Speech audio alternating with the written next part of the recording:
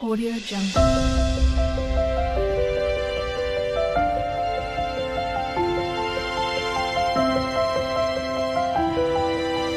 Audio Jungle. ఈ అవకాశం ఇచ్చిన సహోదరులకు కూడా ప్రత్యేకం. లేవియా కాండం అంటే లేవియా భాగమని అని సంపూర్ణంగా అనిపించదు. మీకు అర్థమైందా? కారణం అంటే పేర్లు పండితులు పెట్టారు కాబట్టి కొన్ని సూట్ అవ్వవు. అర్థమైందా? అది ఆరాధన ఎలా చేయాలో అనే పేరు పెడితే అద్భుతం ఉంటుంది. దేవుణ్ణి ఎలా ఆరాధించాలి, అది లేవి కాండం అంటే. మీకు అర్థమైందా? కాబట్టి దానికి లేవీలు భాగం అంటే ఎక్కువ లేవీలు యాజకత్వానికి సంబంధించిన విషయాలు ఎక్కువ ఉన్నాయి కాబట్టి లేవి కాండం అని చెప్పడం జరిగింది. కానీ అనేక పండుగలని లేకపోతే ఈ అనేక విషయాలు ఉన్నాయి, బలులు ఉన్నాయి. ఏదేమైనప్పటికీ మనము దాన్ని హీబ్రూలు ఏమని పిలుస్తారంటే వైక్రా అని పిలుస్తారు. వైక్రా అంటే ఆయన పిలిచిన అని అర్థం అనమాట. వైక్రా అని అనమాట. వైక్రా అంటే ఆయన పిలిచిన అని అర్థం అనమాట. అది హీబ్రూలో ఈ యొక్క లేవి కాండానికి వైక్రా అంటే ఆయన పిలిచెను అని పేరు పెట్టడం జరిగింది అనమాట. ఈ గ్రీకు నామం ఏంటంటే లెవిటికస్ అని, అంటే లేవీలకు సంబంధించిన భాగం అని పేరు పెట్టారు. ఏదేమైనా ఆది కాండము నుంచి మలాకి అది ప్రకటన గ్రంథం వరకు పేర్లు పెట్టింది పండితులే కాబట్టి, పరిశుద్ధాత్ముడు కాదు కాబట్టి వాటి విషయంలో మనం పెద్దగా ఇబ్బంది పడాల్సిన అవసరం.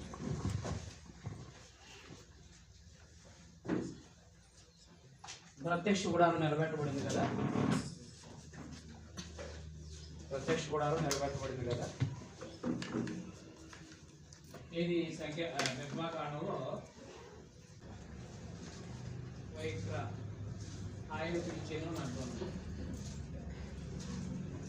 ఆయన పిలిచాను అని హీబ్రూలో, లెవిటికస్ అని గ్రీకులో పెట్టడం జరిగింది. లేవియల భాగము. లేవియా కాండం అంటే భాగం.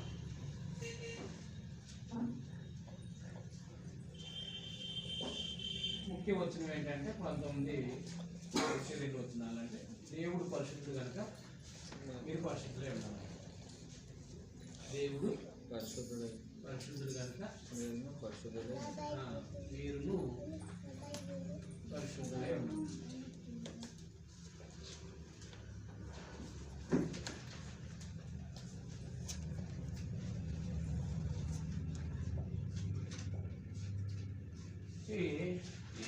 ఈ సింపుల్గా సుమారుగా మనం నుంచి 10 అధ్యాయాల వరకు బలులు,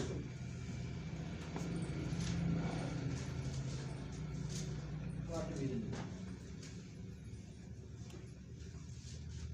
11 నుంచి 22 వరకు ప్రజలు పరిశుద్ధంగా ఎలా బ్రతకాలో చెప్పాను. పరిశుద్ధంగా ఎలా బ్రతకాలో తెలియజేయండి.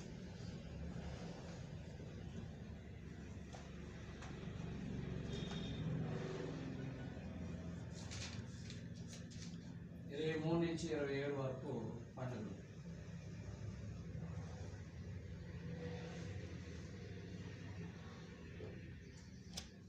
ఏ పండుగ ఏ కాలంలో తర్పించాలి. ఇది మీకు ఐడియా ఏంటంటే ఎప్పుడైనా పుస్తకం చదివేటప్పుడు ఈ భావన మన మైండ్లో ఉండాలి. ఏ పుస్తకం అయినా సింపుల్ పై మన మైండ్లో ఉండాలి. బలులు వాటి విధులు 1 నుంచి 10 అధ్యాయాల వరకు ఏ బలి ఎందుకు ఎలా సమర్పించాలి, దహన బలి దానికి సంబంధించిన విషయాలు ఉంటాయి. దహన బలులు, నైవేద్యము, సమాధాన బలి, అపరాధ రాధ బలి అని ఆ బలుని ఎలా అర్పించాలో వాటి విధులు. అలాగే యాజకులుగా నియమాకం జరిగింది 9-10 అధ్యాయాల్లో. 10 అధ్యాయంలో విఫలమయ్యారు. యాజకత్వం చేయడం ఏమయ్యారు? విఫలమయ్యారు. 11 నుంచి ప్రజలు ఎలా పవిత్రంగా ఉన్నారు, ఏం తినాలి ఏం తినకూడదు, ఒకవేళ దేహానికి పుష్టి వ్యాధి వస్తే ఎలా ఉండాలి, ప్రత్యేకంగా ఎలా ఉండాలి, తర్వాత పవిత్రత అన్ని విషయాల్లో వ్యక్తిగతమైన జీవితంలోనూ అలాగే ఎలా పవిత్రంగా బ్రతకాలి, ఆ విషయాల గురించి మాట్లాడుకుంటూ వస్తూ ప్రజల మధ్యలో ఎలా బ్రతకాలి, ఎలా పొరుగు వాళ్ళ పట్ల ఎలా ఉండాలని చెప్పేసి విషయాలు చెప్పడం జరుగుతుంది. 11 నుంచి 22. యాజకుడు కూడా దేవుని ఆలయంలో పనిచేసే యాజకుడు కూడా ఎలా ఎంత పవిత్రంగా ఉండాలో చెప్తాడు, మీకు బ్రీఫ్గా చెప్తాడు. 23 నుంచి పండుగలు విశ్రాంతి కాలాలు ఎలా ఆచరించాలో చెప్తాడు. టోటల్గా లేవి కాండం అంటే ఏంటనమాట, దేవుణ్ణి ఎలా. నిర్మాకాండంలో ఏం చెప్పాడు,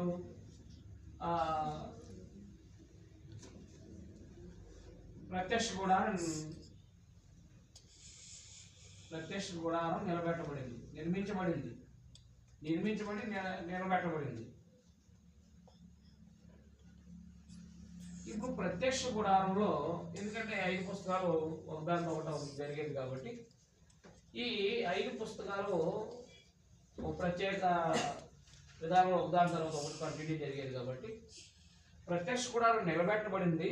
ఏది నిర్గమాకాండం 40 అధ్యాయంలో ఈ ప్రత్యక్ష గుడారం నిలబెట్టబడినప్పుడు ఆ ప్రత్యక్ష గుడారంలో ఆ బలిపీఠం దగ్గర ప్రజలు ఎలాంటి బలులు అర్పించాలి, ఆ బలిపీఠం దగ్గర ఎలా సేవ చేయాలి, దేవుడు అంగీకరించే విధంగా ఆ ప్రత్యక్ష గుడారంలో సంవత్సరానికి ఒకసారి ఎలా సేవ తనగా రక్తాన్ని తీసుకుని వెళ్ళాలి, ఇవన్నీ ఉంటాయి.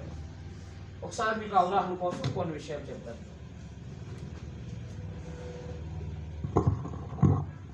చూడండి, మొదటి అధ్యాయము. యెహోవా మోషేని పిలిచి ప్రత్యక్ష గుడారంలో ఉండి అతడికి ఇలాగ సెలవిచ్చాను, నీవు ఇశ్రాయేలీయులతో ఇట్లనము, మీలో ఎవరైనా యెహోవాకు బలర్పించినప్పుడు గోవుల మందలోని కానీ గొర్రెల మందలోని కానీ మేకల మందలోని కానీ దాన్ని తీసుకుని రావాలి, అతడు దహన బలి రూపంగా అర్పించున్నది. చూసారా, అంటే ఇప్పుడు ఎక్కడ తీసుకురావాలి, ప్రత్యక్ష గుడారము దగ్గరికి తీసుకురావాలి. ఎవరైనా ఏ బలి అర్పించినా అదే అతను దహన బలి రూపంగా అర్పించినది గోవుల్లో అయినా నిర్దోషమైన మగదాన్ని తీసుకురావాలి, తాను యెహోవా సన్నిధిని అంగీకరింపబడినట్లు. అది అండర్లైన్ చేయండి. తాను యెహోవా సన్నిధిని అంగీకరింపబడినట్లు ప్రత్యక్ష గుడారం యొక్క ద్వారమునకు దాన్ని తీసుకుని రావాలి. అది ప్రత్యక్ష గుడారం నిర్మాణం అయింది. ప్రత్యక్ష గుడారానికి క్రీస్తు సంఘానికి ఉన్న ఇప్పుడు నిజస్వరూపం ఏంటి, ఈ ప్రత్యక్ష గుడారంలో వస్తువులకి ఇప్పుడు నిజస్వరూపం ఏంటో నిన్న మీకు చెప్పాను వివరంగా. అర్థమైందా? ఇక్కడ ఈ ప్రత్యక్ష గుడారం దగ్గర బలి అర్పించాలి దేవునికి, అప్పుడే అంగీకరిస్తాడు దేవుడు. ఆరాధన ఎక్కడ చేయాలి, సంఘంలో చేయాలి. పాత నిబంధనలు ఎక్కడ చేయాలి, ప్రత్యక్ష గుడారంలో చేయాలి, లేకపోతే దేవాలయంలో చేయాలి.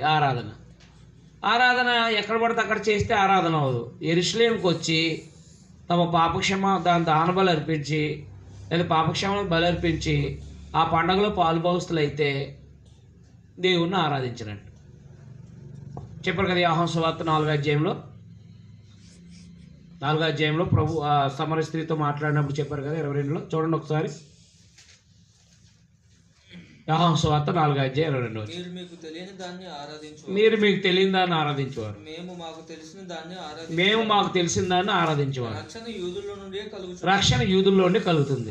అయితే యథార్థంగా ఆరాధించేవారు ఆత్మతోనూ సత్యంతోనూ తండ్రిని ఆరాధించు కాలము వచ్చుచున్నది. అది ఇప్పుడును వచ్చేది. తను ఆరాధించేవారు అట్టివారే కావాలని తండ్రి కోరుచున్నాడు. దేవుడు ఆత్మ కనుక ఆయనను ఆరాధించేవారు ఆత్మతోనూ సత్యంతోనూ ఆరాధించవాలని. అది కాబట్టి ఈ పర్వతం మీద ఆయనను మా పితరులు ఈ పర్వతమందు ఆరాధించారు. ఆరాధింపవలసిన స్థలము యెరూషలేములో ఉన్నదని జాగ్రత్త పెట్టుకోండి. ఆరాధింపవలసిన స్థలం ఎక్కడ ఉంది, యెరూషలేములో ఉన్నదని. అవును, దేవాలయం ఎక్కడ ఉంది, యెరూషలేములో ఉంది. ఈ అతి పరిస్థలము ఈ బలిపీఠం అన్నీ కూడా అక్కడ దేవాలయాలు ఉంటాయి. ఈ దేవాలయం కట్టక ముందు ప్రత్యక్ష గుడారం. అందువల్ల ప్రత్యక్ష గుడారం గురించి మనం డీటెయిల్గా నేను చాలా విషయాలు నేర్చుకున్నాం. మీకు అర్థమైందా? ప్రత్యక్ష గుడారం ఎందుకు నిర్మించాడు? నేను వారిలో నివసించినట్లు. ప్రత్యక్ష గుడారం ఎందుకు నివసించినట్లు. కాబట్టి ప్రత్యక్ష గుడారం దగ్గర ఎక్కడున్నా సరే, ఏ ప్రాంతాల్లో ఉన్నా, చెదిరిపోయినా దేశాలు వెళ్ళిపోయినా, ప్రత్యక్ష గుడారం ఎక్కడుంటే అక్కడికి వచ్చి బలర్పించి అక్కడే పెందుకొస్తైనా పండగలు ఏ 3 పండుగలైనా అక్కడే జరిగిస్తేనే అక్కడ ఆరాధన చేసినట్టు. అర్థమైందా? పాత నిబంధనలు ఏమో భౌతికమైన బలులు, కొత్త నిబంధనలు ఏమో ఆత్మ సంబంధమైన బలులు. అందువల్ల బలులు, అర్పణలు, పరిశుద్ధ జీవితము ఈ కలిపినది ఆరాధన అన్నమాట. అంటే బలి అనేది దేవునితో సమాధాన పడుతుంది. మనం తెలియక తప్పు చేస్తాం, లేకపోతే పాపం చేసిన మనిషి తన పాపం నిమిత్తం బలి ఇవ్వాల. అప్పుడు దేవుడు అంగీకరిస్తాడు. ఎక్కడ ఇవ్వాలి బలి? ఎక్కడో చోట బలిపీఠం కట్టిస్తే అర్పించాలా? దేవుడు ఏర్పాటు చేసుకున్న స్థలం ప్రత్యక్ష గుడారం, అక్కడికి వచ్చే బలి అర్పిస్తేనే అంగీకరిస్తాడు దేవుడు. అన్ని జనులాగా ఎక్కడ పడితే అక్కడ చెట్లకి పొట్లకి ఎక్కడ పడితే అక్కడ బలిపీఠాలు కట్టేసి అంగీకరిస్తే, బలి అర్పిస్తే అది యెహోవా నామాన, అది దేవుడు ఆయన కోరుకున్న ప్రదేశానికి వస్తేనే అంగీకరిస్తాడు అనమాట. అందుకని మనకి లేవీకాండం అర్థమైతే అసలు ఆరాధన ఎవరికి చేయాలి, ఎలా చేయాలో అర్థమవుతుంది. అర్థమైందా? ఆరాధన చేయడానికి అర్హత ఏంటో అర్థమవుతుంది. ఆరాధన చేయడానికి కావాల్సిన అర్హత ఏంటో అర్థమవుతుంది. అది కాబట్టి దేవుని పిల్లలుగా గుర్తుపెట్టుకోవాల్సిన విషయాలు ఇవి. అందువల్ల చూడండి, అక్కడ తాను యెహోవా సన్నిధిని అంగీకరింపన్నట్లు అతడు ప్రత్యక్ష గుడారం యొక్క ద్వారమునకు దాన్ని తీసుకురావాలి. అది బలి ఎక్కడ అర్పించాలి? ప్రత్యక్ష గుడారం దగ్గర అర్పిస్తేనే దేవుడు అంగీకరిస్తాడు. గుర్తుపెట్టుకోండి. అది ఈ బలులు అనేవి ప్రత్యక్ష గుడారం దగ్గరే సమర్పించాలన్నమాట. అలాగున ఏ బలైనా, పాపరాధ బలైనా, అపరాధ బలైనా, ఏ బలైనా ప్రత్యక్ష గుడారం దగ్గర వచ్చి అర్పించాలన్నమాట. తర్వాత 10వ అధ్యాయము.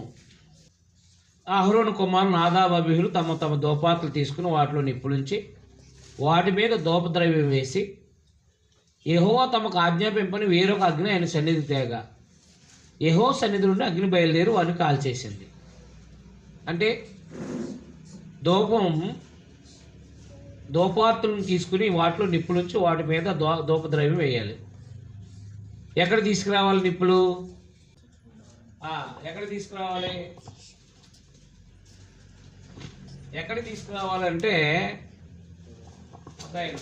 ఎక్కడ తీసుకురావాలో లేవీకాండంలోనే చెప్పాడు. ఒకసారి చూడండి, 16వ అధ్యాయము. ఎక్కడికి పడితే అక్కడ చేయకూడదు. దేవుడు అంగీకరించే దగ్గరే అవి, అనగా ఏ అగ్ని ఎక్కడి నుంచి తేవాలంటే ఎక్కడి నుంచి తేవాలో అక్కడే చెప్పుకొచ్చాడు. ఒకసారి 12వ అధ్యాయం 16వ అధ్యాయం 16వ అధ్యాయము 12వ వచ్చిన యెహోవా సన్నిధినున్న ధూపపీఠము మీద నుండి ధూపార్తుడు నిప్పులను అది ఎక్కడికి తీసుకోవాలి? ధూపపీఠం అది అన్నమాట.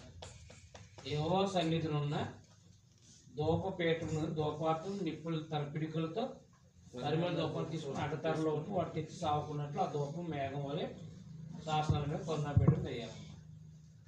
కాబట్టి ధూపపీఠ మీద నుండి ధూపార్తుడు నిప్పులు ఎక్కడ తీసుకోవాలి? నిప్పులు చిన్నవి ఉంటాయి కదా, ధూపార్తులు చిన్నవి ఉంటాయి కదా, పెద్ద ధూపార్తి ఉంటుంది కదా, ఆ ధూపార్తులు నిప్పులు తీసి చిన్న యాజకులు ఈ చిన్న ధూపార్తి ఉంటుంది ఇలా చేతితో పట్టుకునేది. ఆ చిన్న ధూపార్తితో ఆ యొక్క ధూపవేదిక మీద నుంచి, నిన్న చూసాం కదా ధూపవేదిక అంటే, ఆ ధూపవేదిక మీద నుంచి నిప్పులు తీసుకుని ఈ చిన్న దాంట్లో ఈ ధూప యాజకులు చిన్న ఇలా పట్టుకుంటే చేతితో పట్టుకునే చిన్న ఉంటాయి, ఆ ధూప వేదికని తీసుకుని నిప్పులు అందులో వేసి ఆ ధూపం వేయాలి. వీళ్ళు ధూపపీఠం మీద నుంచి కాకుండా వేరే చోట నుంచి తీసుకొచ్చినట్టున్నారు అగ్ని. అదైందా? కాబట్టి అది వాటిలో చూడండి, తమ ధూపార్తులు తీసుకుని, తమ ధూపార్తులు అంటే చెన్నై అన్నమాట. వాటిలో నిప్పులుంచి వాటి మీద దోపద్రవ్యం వేసి యెహోవాకు తమకు ఆజ్ఞాపించిన వేరొక అగ్ని ఆయన సన్నిధి తేగా యెహోవా సన్నిధి నుండి అగ్ని బయలుదేరి వారిని కాల్చేసింది. చూసారా? ఇప్పుడు దేవుడు అంటే ఇక్కడ బలు అర్పించడానికి దోపం వేయటానికి దేవుడు యాజకులు నియమించాడు. వీళ్ళు ఏం చేశారంటే బలిపీఠం మీద క్షమించి దూపవేదిక మీద నుంచి తేవాల్సిన నిప్పులు అదైందా దూపవేదిక మీద తీసుకోకుండా వీళ్ళు చిన్న చిన్న దూపార్తుల్లో వేరే చోట నుంచి తీసుకొచ్చి అగ్ని వేరే చోట నుంచి నిప్పులు తెచ్చి దాని మీద దూపం వేశారు. వెంటనే చచ్చిపోయారు. అంటే ఆరాధన అనేది దేవునికి ఆరాధన చేసేటప్పుడు మన ఇష్టానుసారంగా దేవుని ఆరాధిస్తే అంగీకరించడో గుర్తుపెట్టుకోండి. రాజులైన యాజక సమూహం మనం, అవునా? మరి యాజకులమైన మనం దేవుని ఆరాధించాలి. ఆరాధించినప్పుడు దేవుడు ఆజ్ఞాపించినట్టుగానే ఆరాధన చేయాలి. అర్థమైందా? కాబట్టి మన ఇష్టం వచ్చినట్టు దేవుణ్ణి మనం ఇష్టం వచ్చినట్టు ఆరాధించడానికి ఆయన అవకాశం ఇవ్వలేదు. మీరు గుర్తుపెట్టుకోవాలి విషయాలు. అందువల్ల ఆ క్రమం తప్పారంతే, ఆ నియమం తప్పారంతే దేవుడు వారిని చంపేశాడు. అందువల్ల బలులు అర్పణలు వాటి అర్పించే విధానం చెప్తూ తర్వాత 11వ అధ్యాయంలో 11వ అధ్యాయం చూడండి ఒకసారి. 11వ అధ్యాయము. మరియు యెహోవా మోషే అహరోనులకు ఇలా సెలవిచ్చాడు, మీరు ఇశ్రాయేలుతో ఇట్లనుడి, భూమి మీద ఉన్న జీవులన్నిట్లో మీరు ఈ జీవులు మాత్రం తినవచ్చు అన్నాడు. అంటే ఇశ్రాయేలీలు అన్ని జనుల్లాగా ఏది పడితే తినకూడదు. ఈ భోజన పానీయాల విషయంలో కూడా దేవుడు చెప్పినట్టుగానే చేయాలి. ఇక్కడ దాకా 1-10 అధ్యాయాల వరకు బలులు అర్పణలు వాటి అర్పించే విధానం చెప్పుకొచ్చాడు. ఆ అర్పణ విధానంలో వాళ్ళు ఫెయిల్ అవటం వల్ల దేవుడు చంపేశాడు వాళ్ళని. అర్థమైందా? అందువల్ల అర్పించే బడే విధానం కూడా చక్కగా దేవునికి అంగీకారంగా యోగ్యంగా ఉండాలి. మీకు చెప్తాను తర్వాత విషయాలు. కాబట్టి ప్రజలు ఎలా బ్రతకాలో చెప్పాడు. 11 నుంచి ప్రజలు ఏ విషయాల్లో అలాగా భోజన విషయాల్లో ప్రత్యేకంగా ఉండాలి. మరి దానియేలు ఉన్నాడు. మరి దానియేలు మా కాయధాన్యాలు ఇప్పించమన్నాడు ఆయన. దానియేలు గ్రంథం 1వ అధ్యాయంలో ఏమన్నాడు ఆయన? రాజుగారి భోజన బల్ల, అన్నిలు భోజన బల్ల మీద ఏ పెట్ట వస్తుందో లేకపోతే ఏది తినకుండా జంతువు వస్తుందో తెలియదు కాబట్టి, అయ్యా మేము రాజుగారి భోజనం తినలేము కానీ కాయధాన్యాలు ఇప్పించమన్నారు. అంటే ఏంటి? కాయగూరల భోజనం ఇప్పించమన్నారు. ఎందుకన్నారు వాళ్ళు అలాగని? లేవి కారణం 11వ అధ్యాయంలో వాళ్ళు తినవలసినవి తినకూడనివి. దీన్ని బట్టే వాళ్ళు అడిగారు. దేవుడు ఏం తినొద్దన్నాడో చెప్పాడు. మనం తర్వాత చదువుదాం. ఆ తర్వాత ప్రజలు పాప పరిహారం నిమిత్తం యాజకుడు ఏం చేయాలో 16 అధ్యాయంలో చెప్పాడండి. చూడండి 16 అధ్యాయంలో సంవత్సరానికి ఒకసారి మీకు నేను జస్ట్ మీకు అవగాహన కల్పించాను. సంవత్సరానికి ఒకసారి ప్రధాన యాజకుడు వెళ్ళాలి. 16 అధ్యాయం మొదటి వచ్చిన చూడండి. అహరోను 2 కుమారులు యెహోవా సన్నిధిని సమీపించి చనిపోయిన తర్వాత యెహోవా మోషేతో మాట్లాడి ఇట్లా అన్నాడు, నేను కరుణాపేట మీద మేఘంలో కనబడుదును గనక నీ సహోదరుని అహరోను చావుకున్నట్లు అతని మనసు మీద కరుణాపేట మీద ఉన్న అడ్డతెరలోనికి ఎల్లప్పుడూ రాకూడదని అతనితో చెప్పము. అతడు పాపరార్థ బలిగా ఒక కోడిదోడును దహన బలిగా ఒక పొట్టేలుని తీసుకుని వీడితో పరుస్థలంలోనికి రావాలి. అతడు ప్రతిష్ఠితమైన చొక్కాయి తొడుక్కుని తన మానమునకు సన్ననారు లాగులు తొడుక్కుని సన్ననార దట్టి కట్టుకుని సన్ననార పాగా పెట్టుకోనవలను. అవి ప్రతిష్ఠిత వస్త్రాలు కనుక అతడు నీళ్లతో దేహం కడుక్కుని వాటిని వేసుకోవాలి. మరియు అతడు ఇశ్రాయేలు సమాజం వద్ద నుండి పాపరార్థి బలిగా 2 మేకలను పిల్లలను దహన బలిగా ఒక పొట్టేలు తీసుకురావాలి.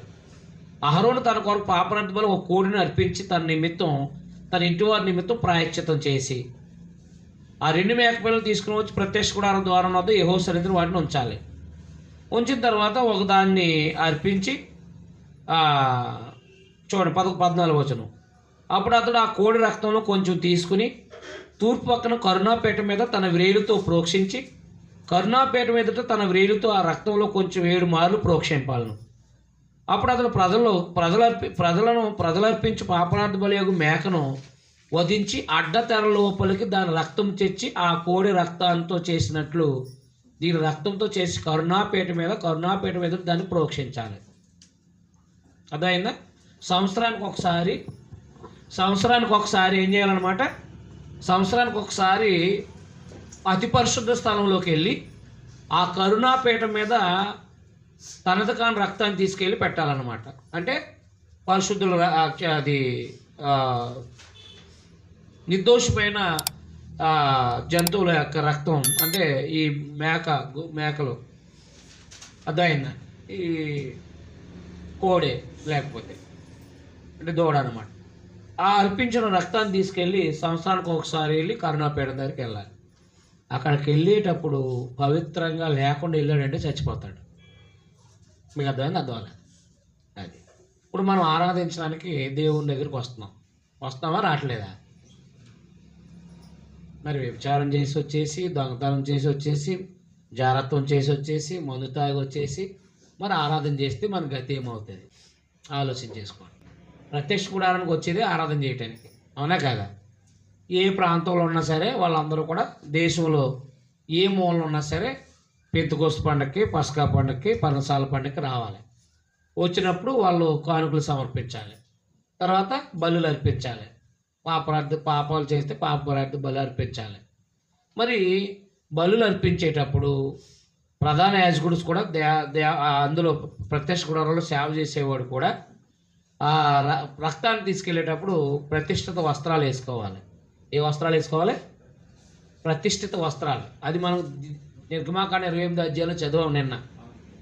ఆ వస్త్రాల విలువ ఎంతో చెప్పుకొచ్చాను మేము. అర్థమైందా? ఆ ప్రతిష్ఠిత వస్త్రాలు లేకుండా ఒకవేళ వెళ్తే ఏమవుతాడు?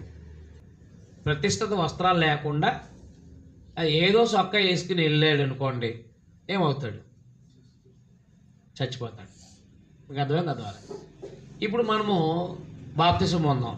క్రీస్తులోనికి వచ్చిన మీరు అందరూ క్రీస్తుని ధరించుకున్నారు. మనము క్రీస్తు స్వరూపాన్ని సంపాదించుకోకుండా ప్రాచీన జీవితంతో ఆరాధన చేస్తే మన గతి ఏమిటి? ప్రాచీన జీవితంతో ఆరాధన చేస్తే మన గతి ఏంటి? జాగ్రత్త గుర్తుపెట్టుకోండి. బాప్తిసం పొందినోడు ఇక్కడ ఆరాధించాలి దేవుణ్ణి. అంటే బాప్తిసం పొందినోడు ఎవరిని ధరిస్తున్నాడు? పాత జీవితాన్ని వదిలేసి యేసుప్రభు లాంటి జీవితాన్ని జీవించడానికి సిద్ధపడుతున్నాడు. అందువల్ల ప్రాచీనమైన జీవితం అనేది ఉగ్రతకు సంబంధించింది. అదైనా బాప్తిసం పొందక ముందు ప్రాచీన జీవితం అది మనకి ఉగ్రతకి, అనగా దేవుని ఉగ్రతకి గురయ్యాం మనం చేసిన దుర్మార్గ పనులు బట్టి. అలాంటి బ్రతుకు అనేది మనము వదిలేయాలి. అదే మారు మనసు పొందటం. వదిలేసి బాప్తిసం పొందినప్పుడు మనము ప్రభులాగా జీవించడానికి, అనగా ప్రభు అనే యేసుక్రీస్తు వారి నీతిని, యేసుప్రభు వారి అనే నీతి అనే వస్త్రాన్ని మనం ధరించుకుంటాం. ఈ యేసుక్రీస్తు వారి అనే నీతి అనే వస్త్రం మనకు లేకపోతే ఈ ఆరాధనలో మనం దేవుణ్ణి ఆరాధించడానికి పనికిరామన్నమాట. మరి చాలామంది సేవకులు అనబడేవాళ్ళు వ్యభిచారాలు, జారత్వాలు, అలాగే దుష్టత్వంతో చాలామంది చేరుతూ ఉంటారు ప్రతి ఆదివారం కదా. అందుకే పెరల్స్ వచ్చి పడిపోవటం. పాస్టర్లు అనబడేవాళ్ళు చాలా చూడండి. అంటే వాడు సంఘంలో వాళ్ళతో తప్పు చేస్తూ ఉంటాడు, లేకపోతే బయట వాళ్ళతో తప్పు చేస్తూ ఉంటాడు. తప్పు చేసి ధైర్యంగా ఆరాధన చేస్తాడు. అలాంటి వాళ్ళు నేను చాలామందిని చూశాను. లేవి కుమారులు అని, లేవి కొడుకులు ఉన్నారు కదా, వచ్చిన వాళ్ళతో జాగ్రత్తం చేయటం, బలి పెట్టడం, ఎన్ని పనులు యాజకత్వం చేసేస్తున్నారు. ఏలితో చెప్పాడు దేవుడు, నీ బిడ్డలను తీసేస్తున్నానని. అర్థమైందా? అర్థమలేదా? కాబట్టి ఏలి కుటుంబాన్ని తీసేస్తున్నాను అన్నాడు. అంతే. సేవకి పనికి రాకుండా తీసేస్తాను అని చెప్పేసి సమూయేలుని ఏర్పాటు చేశాడు. వాళ్ళ కుటుంబాన్ని తీసి పడేశాడు. అందువల్ల నీతని వస్త్రం లేకుండా ప్రభు యొక్క సంఘంలో ఆరాధించడానికి వస్తే మన గతి భయంకరంగా ఉంటుంది. నేను అలా చాలామందిని తప్పు చేస్తూ బైబిల్ చదవడానికి వచ్చేవాడు, వేరే వేరే సంఘాలు అనబడేవాడు. అదేంటి ఇష్టం వచ్చినట్టు బతుకుతూ దైవనీతికి వ్యతిరేకంగా ప్రవర్తిస్తూ విచ్చలవిడిగా బతుకుతూ ప్రభు యొక్క సముఖానికి వచ్చి పాటలు పాడటం ఏంటి, వాక్యం చెప్పడం ఏంటి, లేకపోతే వాక్యం చదవడం ఏంటి అని చెప్పేసి నాకు తెలియదు కాదు, వస్తున్నారు ఇలా చేస్తున్నారు. కొన్నాళ్ళ తర్వాత చూస్తే నాకు వాక్యం అర్థమైన తర్వాత ఎవడు ఎందుకు చచ్చిపోతున్నాడో సేవకుడు అర్థమయ్యేది. మీకు అర్థమైంది? అర్థంలే. ఎవడు ఎందుకు మధ్యలో చచ్చిపోతున్నాడో అర్థమైందన్నమాట. అంటే లోకంలో ఒక రాజకీయ సభల్లో నువ్వు 10 మందిని చేసుకుని, 20 మందిని చేసుకుని, 100 మందిని చేసుకుని వెళ్ళి చెప్పవచ్చు నువ్వు. అర్థమైందా?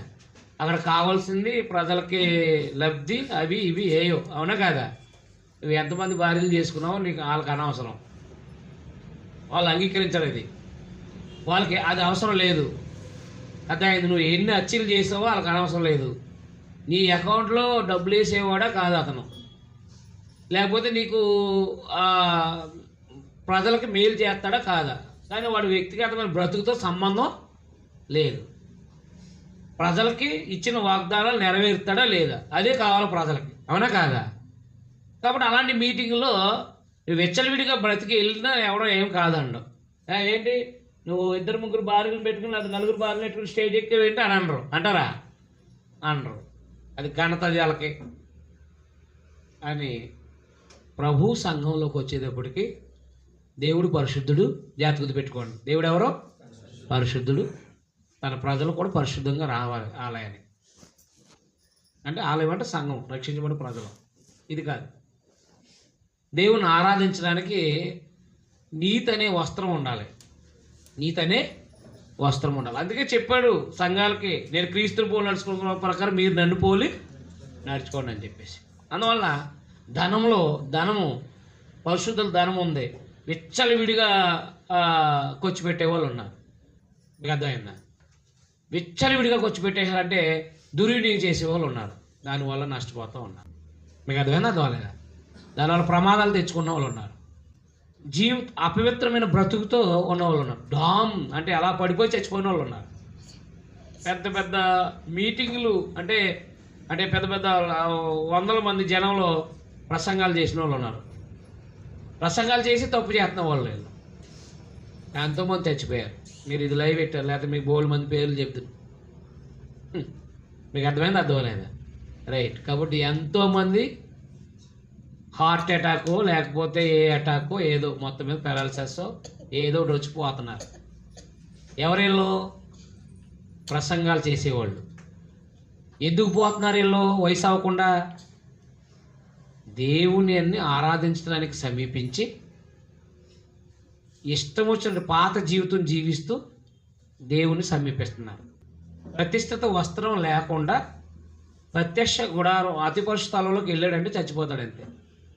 ఎందుకు చచ్చిపోతాడు చెప్పండి? ఎందుకు చచ్చిపోతాడు? ప్రతిష్ఠిత వస్త్రం లేకుండా ఎందుకు చచ్చిపోతాడు చెప్పండి? వస్త్రాన్ని దేవుడు ఇచ్చాడు వాళ్ళకి పవిత్రంగా, దేహం పవిత్రంగా ఉండాలి. అతను పాపం చేసినోడైతే చనిపోతాడు అనమాట. అందుకని 21వ అధ్యాయంలో ఒకసారి 21వ అధ్యాయానికి రండి. యాజకుడు జీవన విధానం చెప్పుకొచ్చాడు అక్కడ. 20వ అధ్యాయము 7వ వచనం. ఎవరు? అది మీరు యాజకులు. అంటే మీరు 6వ వచనం నుంచి చదివితే బాగుండదు. అంటే రైట్. 21వ వచనం మొదటి వచనం చదివిన తర్వాత అప్పుడు చదివండి 7వ వచనం.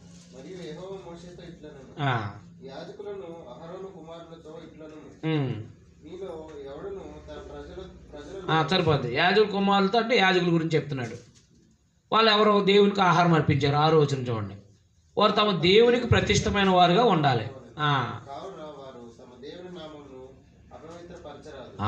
సేవ చేసేవాళ్ళు అంటే రక్షించబడిన ప్రజలందరూ కూడా యాజకులయ్యారే కదా. కొత్త నిబంధన ప్రకారంగా రక్షించబడిన ప్రజలందరూ కూడా ఎవరు? యాజకులే.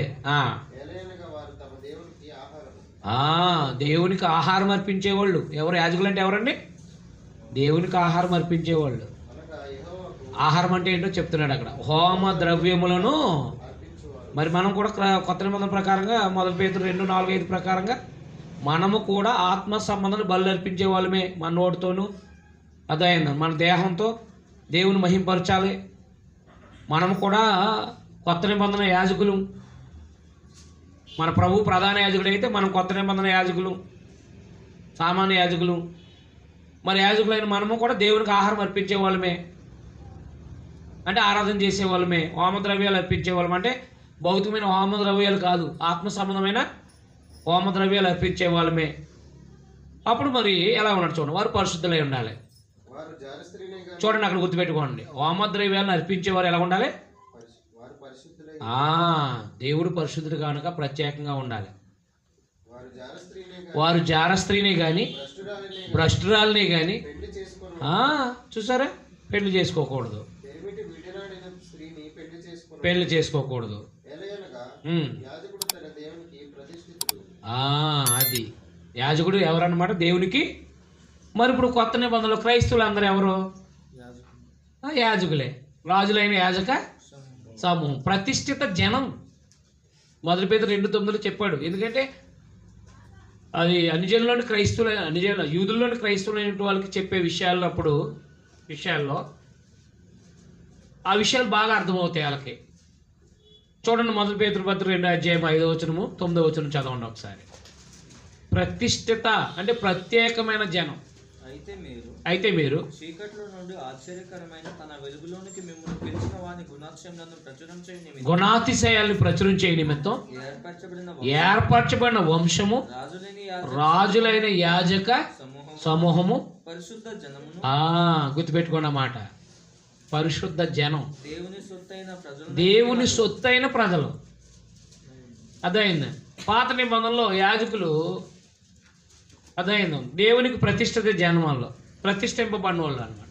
కొత్త నిబంధనలో క్రైస్తవులు అందరూ ప్రతిష్ఠించబడిన వాళ్ళే, అభిషేకించబడిన వాళ్ళే. క్రైస్తవులు అందరూ ప్రతిష్ఠించబడిన వాళ్ళే, అభిషేకించబడిన వాళ్ళే. జాగ్రత్త పెట్టుకోండి. అందువల్ల మనము దేవునికి ఆహారం అర్పించేవాళ్ళం ప్రతి ఆదివారం. అదే పైన చెప్పాడు 2:5 మొదటి పేతురు పత్రిక. యేసుక్రీస్తు ద్వారా చూడండి, దేవునికి అనుకూలములకు ఆత్మ సంబంధమైన బలులను అర్పించుటకు పరిశుద్ధ యాజకులుగా ఉన్నట్లు. మీరంటే ఎవరు? క్రైస్తవులు అందరూనా? మీరంటే ఎవరు అక్కడ? క్రైస్తవులు అందరూ. మీకు అర్థమైందా? మీరు అంటే క్రైస్తవులు అందరూ. జాగ్రత్త పెట్టుకోండి ఈ మాట. పాత నిబంధనలో ప్రత్యక్ష గుడారంలో పనిచేసే వాళ్ళు యాజకులు. ప్రధాన యాజకుడు కూడా ఉంటాడు, సంవత్సరానికి ఒకసారి వెళ్తాడు ఆయన. ఈ యాజకులు అనేవాళ్ళు ఏం చేయాలా? ప్రతిష్ఠిత జనం, అభిషేకించబడిన వాళ్ళు ప్రతిష్ఠిత జనం. వాళ్ళు పరిశుద్ధులుగా ఉండాలి. ఇప్పుడు కొత్త నిబంధనలో క్రైస్తవులు ఎవరు? కొత్త నిబంధనలో క్రైస్తవులు ఎవరు? యాజకులు, ప్రతిష్ఠిత జనం, దేవునికి బలి అర్పించేవాళ్ళు. యేసు ప్రభు ద్వారా దేవునికి ఆత్మ సంబంధమైన బలు అర్పించేవాళ్ళు. పాత నిబంధనలు బలి అర్పించిన వాళ్ళు ఎవరు? యాజకులు. కాబట్టి కొత్త నిబంధనలు మనము క్రైస్తవులు అందరూ యాజకులే. మీకు అర్థమైంది? క్రైస్తవులు అందరూ, అందులో సువార్తికులు ఉండొచ్చు, అందులో సంఘ పెద్దలు ఉండొచ్చు, అందులో పరిచారకులు ఉండొచ్చు. అది దైవికమైన వ్యవస్థగా ఒక క్రమబద్ధీకరంగా నడిపించబడ్డానికి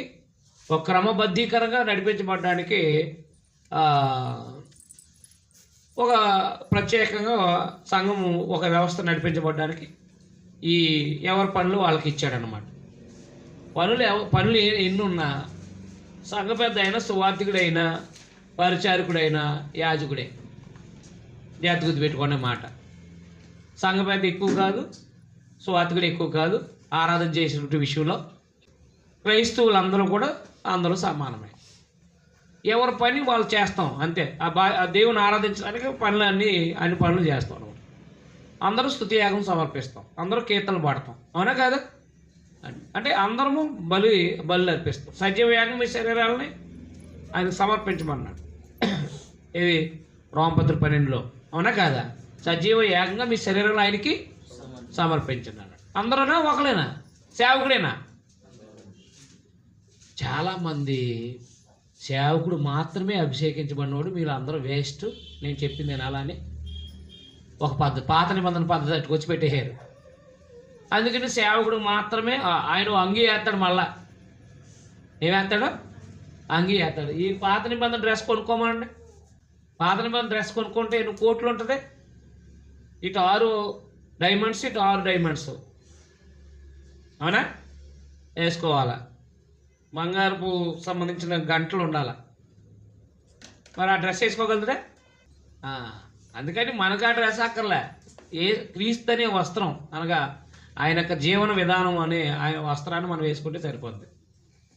అందువల్ల పాత నిబంధనలో యాజకులు భౌతికమైన గుడారంలో పనిచేశారు. ఆత్మ సంబంధం అని క్రైస్తవులు ఆత్మ సంబంధమైన సంఘం అనే దేవుని ఆలయంలో పనిచేస్తారు అంతే. వాళ్ళు పవిత్రంగా ఉండాలి, మనము పరిశుద్ధంగా ఉండాలి. వాళ్ళు ప్రతిష్ఠిత జనమే, మనం ప్రతిష్ఠిత జనమే అంతే. మనము వాళ్ళు దేవునికి ఆహారం అర్పించేవాళ్ళు, మనం దేవునికి ఆహారం అర్పించేవాళ్ళు. మీకు అర్థమైంది అర్థమలేదా? కాబట్టి వారికి నియమించిన రీతిగా వాళ్ళు ఆరాధన చేశారు, మనకి నియమించిన రీతిగా అపోస్తుల యొక్క బోధ ప్రకారంగా మనం ఆరాధన చేస్తున్నాం.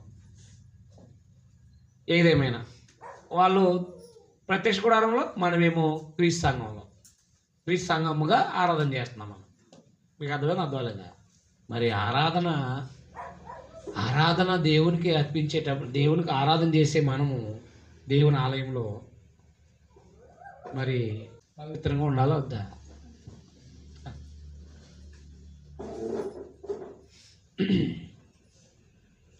లేదు నేను చెప్తాను చేయను అని అనుకుని కనుక ప్రయత్నం చేస్తే, నేను ఇష్టం వచ్చినట్టు చేస్తానని అనుకుంటే కనుక లేవి కాండి 10 అధ్యాయం, అంతేనా? చదవం కదా, ఇంతవద్దు తీయద్దు.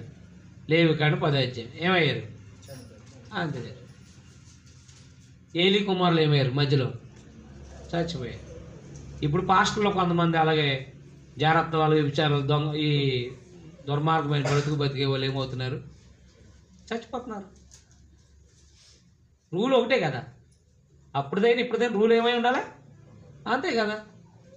ఇలా కథలు చెప్తూ ఉంటారు, దేవుడు మంచోళ్ళు ముందు లాగేస్తాడని చెప్పేసి, ముందు తీసేసుకుంటాడని. దేవుడు ఏం చేస్తాడంట? సేవ చేస్తున్నావు ఎందుకు వదిలేస్తాడయ్యా? మీకు అర్థమైందా?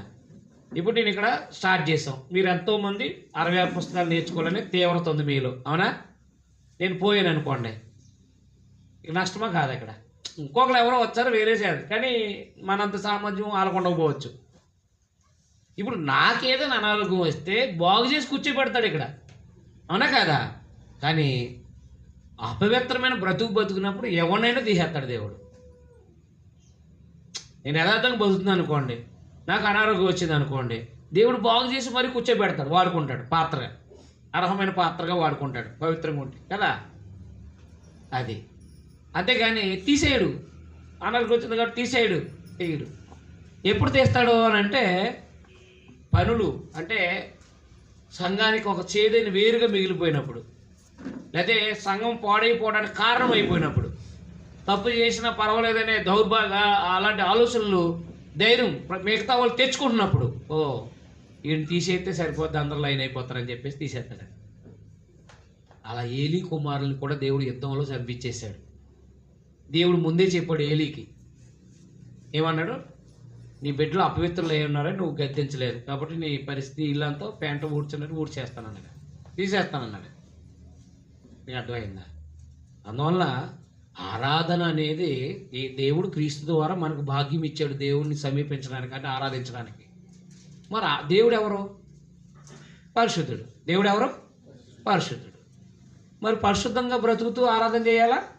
మనిషి మోసినట్టు వచ్చి అది అన్నట్టు పాటలు పడేసి వాక్యము ఓ అరిసే చెప్పేయాలా? అది లేవి కాండం అర్థమైతే మనకి ఈ విషయాలు అర్థమయ్యాయి. లేవి కాండంలో ఏం చెప్పాడు వాళ్ళకి? మీరు బయట ఇలా పవిత్రంగా ఉండాలి. లేవి కాండం 19వ అధ్యాయం అంతా ఆ విషయాలు చెప్పుకొచ్చాడు కదా. చదువుతాం మనం, తర్వాత కొన్ని విషయాలు చదువుకుంటూ వద్దాం. 19:2 ఏమన్నాడు ఆయన? నేను పరిశుద్ధుడిని, మీరు పరిశుద్ధుడు. ఏ విషయాల్లో? మీరు కుంటువాడికి అడ్డం వేయకూడదు, తల నెరిసిన వాడిని గౌరవించాలి, తల్లిదండ్రులకు లోబడాలి, అర్థమైందా?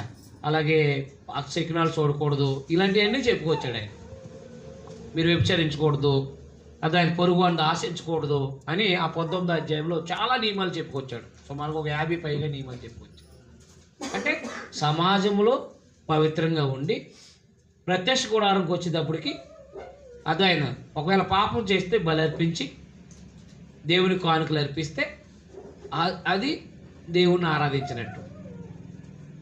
యాజకులైనా సరే పవిత్రంగా బ్రతుకి ఆరాధన చేయాలి, ప్రజలైనా యాజకులైనా. అక్కడ వ్యత్యాసం ఉంది, ఇక్కడ వ్యత్యాసం లేదు. అర్థమైంది? అక్కడేమో యాజకులు అలాగే ప్రజలు అనే వ్యత్యాసం ఉంది ప్రత్యేక. ఇక్కడ వ్యత్యాసం లేదు, అందరూ రాజులైన యాజక సమూహమే, యాజకులే. అది యాజకులుగా పరిశుద్ధ దేవునికి బలు అర్పించడానికి వచ్చామన్నాడు అంతే. అందువల్ల గుర్తుపెట్టుకోండి, యాజకులు దేవునికి ఆహారం అర్పించేవాళ్ళు. అందువల్ల వాళ్ళ జార స్త్రీని కానీ భ్రష్టురాలను కానీ పెళ్లి చేసుకోవడం, వాళ్ళు తప్పు చేయకూడదు. వారి అవయవ లోపాలు ఉండకూడదు వాళ్ళకి. మీకు అర్థమైందా? ఒకవేళ వాళ్ళ కుమార్తెలు ఎవరైనా జాగ్రత్తం చేసిందంటే ఆవిడ అగ్నితో అంటించేయమన్నాడు, అంటించబడేయమన్నాడు. చూడండి ఎంత పవిత్రంగా ఉండాలి. అదే 21 అధ్యాయం చూడండి ఒకసారి. జారస్త్రీ కానీ భ్రష్టురాలు కానీ పెళ్లి చేసుకోకూడదు. మరియు యాజకుడు కుమార్తె జారత్వం వలన తనను అపవిత్రపరచుకొనిన ఎడల ఆమె తన తండ్రిని అపవిత్రపరచున్నది, అగ్నితో ఆమెను దహింపవలెను. అది ఏం చేయాలంట? అగ్నితో ఆమెని దహించేయాలంట జారత్వం చేస్తే. యాజకుడు కుమార్తె అంటే యాజకుడి ఇల్లు కూడా పవిత్రంగా ఉండాలి. యాజకుడి ఇల్లు కూడా ఎలా ఉండాలా? కాబట్టి ఈ ఈ ఈ యొక్క నీతి ద్వారా మనము ప్రతి ఆదివారం జనాలకి తాడు లాగాల. ఆ నీతి అనే తాడు లాగి ఆరాధన చేసేవాళ్ళు ఎలా ఉండాలనేది మరి ఆలోచించేయండి. దేవుని పిల్లలుగా ఎలా పడితే అలా బ్రతుకుతూ ఉంటారు సోమవారం నుంచి శనివారం వరకు. ఆదివారం నాడు మాత్రం చాలా గొర్రె పిల్లల్లాగా మేమేం తప్పు చేయలేదు అని పాటలు పాడడం, వాక్యం చెప్పడం చేస్తూ ఉంటాం. ఇది అంతా దేవుడు చూస్తాడా? చూడ్డా? అప్పుడు సంఘము దేవుని ఆలయము. యేసుప్రభు దాని కొరకు ప్రాణం పెట్టారు, పరిశుద్ధపరిచారు మనల్ని. పరిశుద్ధపరచుకున్నప్పుడు పరిశుద్ధంగా బ్రతకాల వద్దా? పరిశుద్ధంగా బ్రతకాలి. గుర్తుపెట్టుకోండి విషయాలు. అర్థమవుతుందా? అందువల్ల ఆరాధన అంటే ఏదో లేచి మనం స్వరం ఉంది కదా ఇష్టపోసినట్టు పాడేయడం కాదు. ఆ పాడేవాడు పవిత్రంగా ఉండాలి, వాక్యం చెప్పేవాడు పవిత్రంగా ఉండాలి, పాడేవారు అందరూ పవిత్రంగా ఉండాలి. లేదు ఒకవేళ తెలివి తప్పు చేసాం, తప్పు చేస్తే యేసుప్రభు ప్రధాన యాజకత్వం ద్వారా నాయన నేను తెలివి తప్పు చేశాను క్షమించమని క్షమాపణ అడిగి ఆరాధనలు చేయాలి. ఇది క్రమం కొత్త నిబంధన ఆరాధన. పాత నిబంధన కూడా అంతే. పాత నిబంధన కూడా అలాగే ఉంది. ఇప్పుడు మనకి లేవి కన్నా అర్థమైతే మనకి విధానం అర్థమవుతుంది. రైట్. 23 అధ్యాయంలో పండుగలు, విశ్రాంతి కాలాలు అన్నారు. 23 నుంచి 27 వరకు. మరి యెహోవా మోషేకి ఇలా సెలవు ఇచ్చాడు, నీవు ఇశ్రాయేలుతో ఇట్లను, మీరు చాటిపోవలసిన యెహోవా నియమకాలు ఇవే. ఈ కాలమునందు నువ్వు పరిశుద్ధ సంఘాలుగా కూడాలి. నా నియమ కాలములు ఇవి,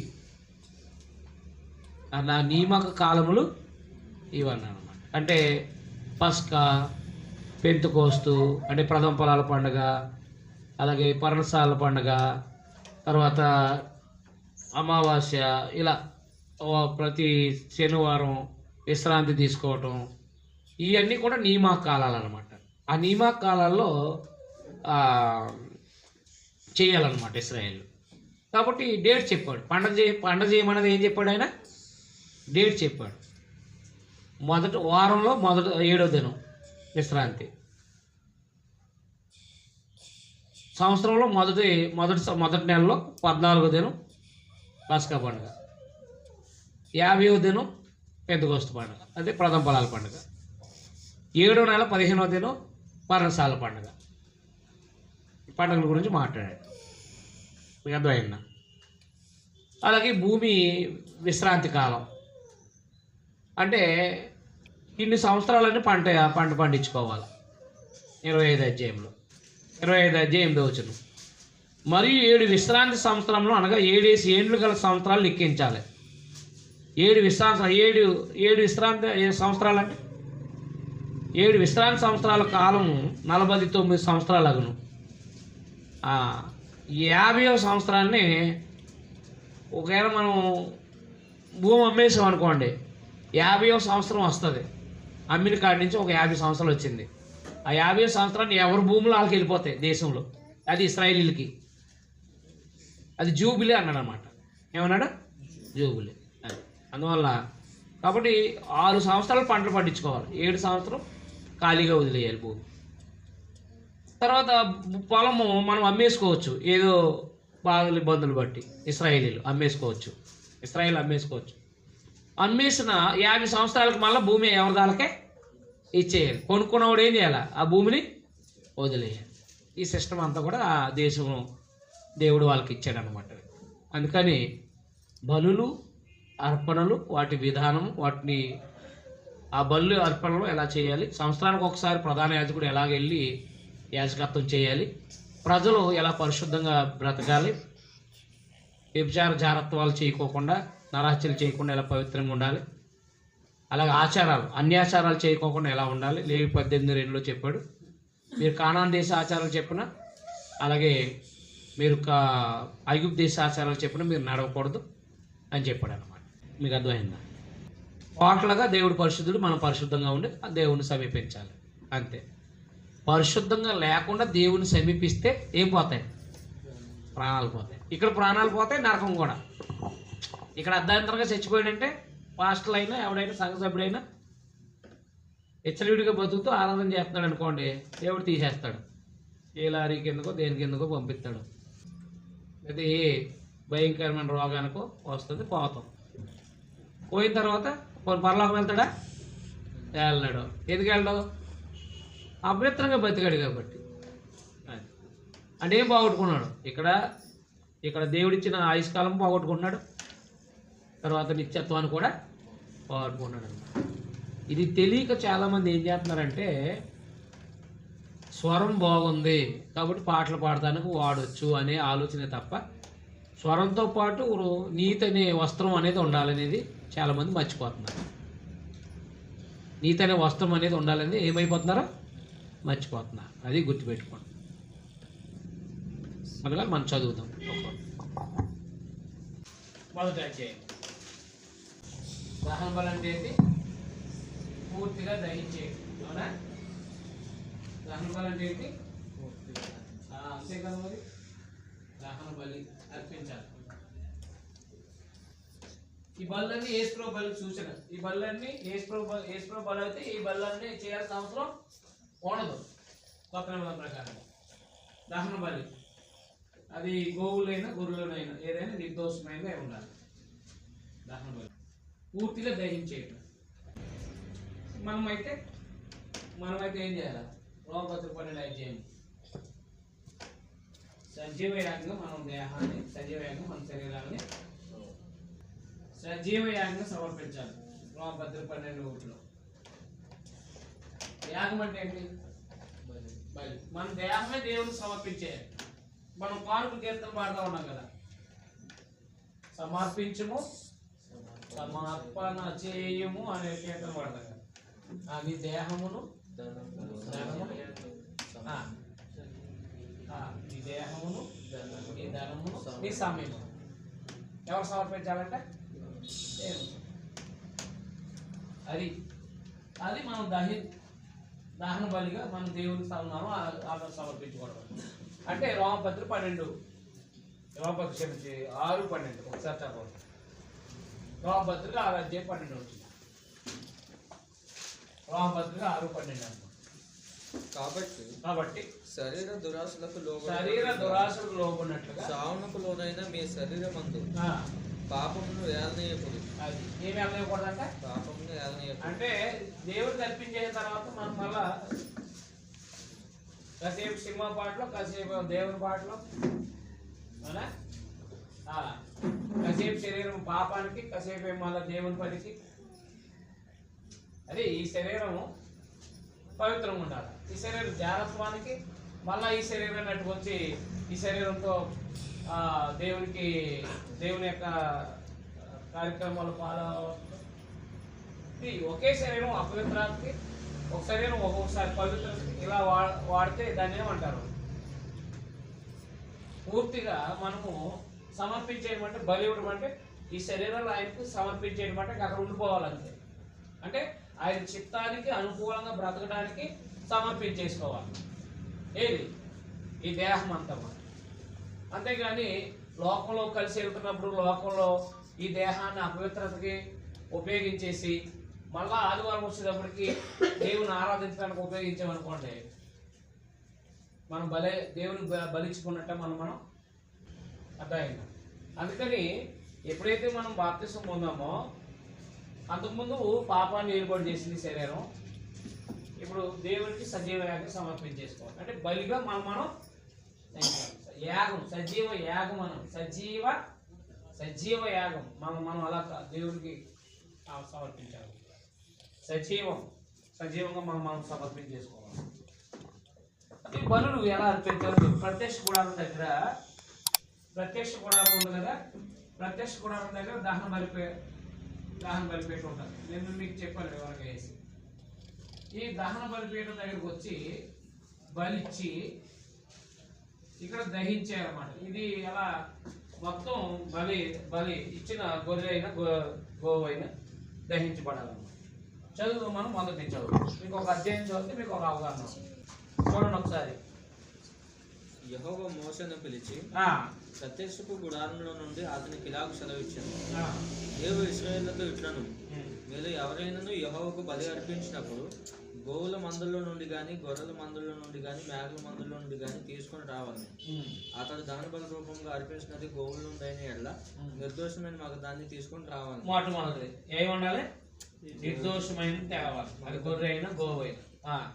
తాను యెహోవా సన్నిధిని అంగీకరింపబడినట్లు ప్రత్యక్షపు గుడారం యొక్క ద్వారమునకు దాన్ని తీసుకొని రావాలి. బలి దేవుడు అంగీకరించాలంటే ఎక్కడ? ప్రత్యక్ష గుడారం. అదైనా ఆరాధన క్రీస్తు సంఘంలో, అంతేనా? అంతే, అక్కడ అంగీకరించాడు దేవుడు. అతడు దహన బలిగా అర్పించు పశువు తల మీద తన చెయ్యి ఉంచవలను. అది ఏం చేయాలి? బలి అర్పించేటప్పుడు తను చేసిన తప్పు కదా, చేసిన ఎవరు?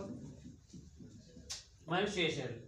కాబట్టి ఇప్పుడు ఈ చేతులు ఈ గొర్రె అయినా గోవు అయినా దాని మీద పెట్టాలన్నమాట. అంటే ఇతను చేసింది దేని మీద మోపడుతుంది? ఇప్పుడు మన పాపాలు చేసుకున్న మీద ఎలా మోపడ్డాయి? అలాగా ఈ గొర్రె అయినా గోవు అయినా వచ్చినప్పుడు చేతులు దాని మీద పెట్టాలి. అప్పుడు యాజకుడు ఏం చేస్తారనమాట? వధిస్తారు. అంటే ఇతను చేసిన పాపం ఎవరు భరించింది? చేసుకుని వచ్చే వరకు ఇవన్నీ తాత్కాలికమైన అదైంది. కాబట్టి నిర్దోషమైన తీసుకురావాలి, అంటే అవయవ లోపాలు ఏందని తీసుకురావాలి. ఈ అర్పించే ఈ ఎవరైతే దహన బలి అర్పిస్తున్నాడో ఆ వ్యక్తి తన పాపం దాని మీద మోపాలి. అప్పుడు అది వదిలేస్తారనమాట. అప్పుడు ఇతని పక్షంగా అది చనిపోయింది కాబట్టి దాన్ని ఆ గోవునైనా గొర్రెనైనా అర్పిస్తారు, దహించేస్తారు. అప్పుడు అది చెప్పండి, ఆ విషయం చాలా ఉండదు. ప్రాయశ్చిత్తం కలిగినట్లయిన మాట ఉంది చూసారా? అతని నిమిత్తం ప్రాయశ్చిత్తం. ప్రాయశ్చిత్తం అంటే ఏంటి? పరిహారం, అంటే క్షమాపణ. అది అతను దహన బలిగా అర్పించే పశువు తల మీద తను చేయించాలి. అతని నిమిత్తం ప్రాయశ్చిత్తం కలిగినట్లు అది అతని పక్షంగా అంగీకరించబడాలి. చూసారా? ప్రాయశ్చిత్తం కలుగుతుంది అంటే అతను పాపం చేస్తే పరిహారం కలుగుతుంది అని అన్నమాట. ఎప్పుడైతే దహన బలి అర్పించాడో ప్రాయశ్చిత్తం కలుగుతాడు. అతడు యెహోవా సన్నిధిని ఆ కోడ దూడను వధించిన తర్వాత యాజకులైన అహరోను కుమారులు దాని రక్తంను తెచ్చి ప్రత్యక్ష గుడారం ఎదుటన్న బలిపీఠం చుట్టూ ఆ రక్తంను ప్రోక్షింపాలి. ఎందుకంటే లేవి 17:10లో కూడా ఏం చెప్పాడంటే రక్తాన్ని పారబోసేయాలి, రక్తాన్ని తినకూడదు. అనుజనులు ఏం చేస్తారు? రక్తాన్ని తింటారు.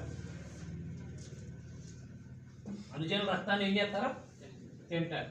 అయితే ఇశ్రాయేలుకి దేవుడు చెప్పాడు, ఆల్రెడీ మాంసాహారం ఇచ్చినప్పుడే, ఆదికాండం 9వ అధ్యాయంలో మాంసాహారం ఇచ్చినప్పుడే దేవుడు, ఆదికాండం 9వ అధ్యాయంలో మాంసాహారం ఇచ్చినప్పుడే దాన్ని రక్తంతో తినకూడదు అన్నాడు. అవునా? 9:4లో రక్తంతో తినకూడదు అన్నాడు. అందువల్ల ఇక్కడ బలి అర్పించబడిన తర్వాత, దహన బలి అర్పించిన తర్వాత దాని రక్తాన్ని తీసుకుని యాజకులు ఏం చేయాలి? ప్రత్యక్ష గుడారం ఎదుటిన్న బలిపీఠం చుట్టూ ఆ రక్తాన్ని ప్రోక్షించాలి, అంటే పారబోసేయాలి. ఇప్పుడు కొత్త నిబంధన కూడా రక్తంతో తినకూడదు. అపుస్తకం 15 అధ్యాయం, అపుస్తకం 15 అధ్యాయంలో అపోస్తులందరూ కూడా పరిశుద్ధాత్ముడు కలిపి ఓ లెటర్ రాశారు కదా. అన్ని జనుల నుండి క్రైస్తవులైనటువంటి వాళ్ళు